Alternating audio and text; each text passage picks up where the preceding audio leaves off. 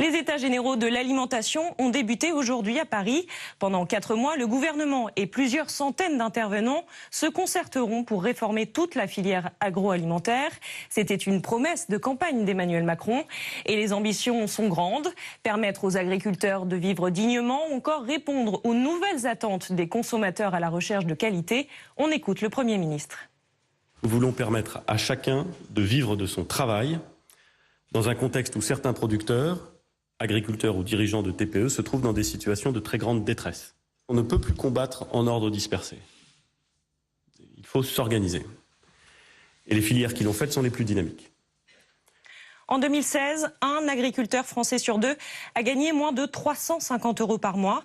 Alors pour augmenter leur marge, certains optent pour les circuits courts. Autrement dit, la suppression des intermédiaires entre producteurs et consommateurs. Plus de 100 000 exploitations ont déjà adopté ce fonctionnement en France.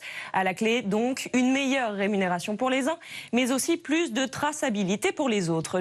Caroline de Juglar, Christophe Huette et Guillaume Petit. Loin des élevages intensifs en batterie, c'est presque dans le luxe que ces 400 volailles vivront pendant au moins 17 semaines. Presque chouchoutées par Patrick, dans un environnement naturel. 10 €, le prix au kilo, un peu plus élevé que dans les grandes surfaces, mais selon lui, le prix pour une alimentation de qualité. Ça a une belle couleur, ça a du gras. C'est la patience aussi qui fait qu'on arrive à un produit comme ça. Plutôt que la grande surface, cet éleveur a choisi la vente en circuit court. Une plateforme internet se charge de prendre les commandes, de stocker puis de livrer aux clients, sans nécessité de courir après de grandes quantités. J'ai pas assez de surface et puis j'ai pas l'envie de toute façon de produire de la quantité pour faire de la quantité. Parce que quand on fait des lots de 20 000 volailles, il faut savoir qu'il faut leur filer des antibiotiques, il faut leur donner tout ça. Ici, on ne leur donne absolument rien. Nous nous sommes rendus dans les locaux de la start-up où sont stockées les volailles de Patrick et autres produits locaux. 600 personnes commandent sur le site chaque mois. Alors que le nombre d'exploitations agricoles diminue, les producteurs y trouvent un avantage, celui de ne pas voir leur marge rogner. Les prix qui sont pratiqués par la grande distribution, souvent les phagocytes.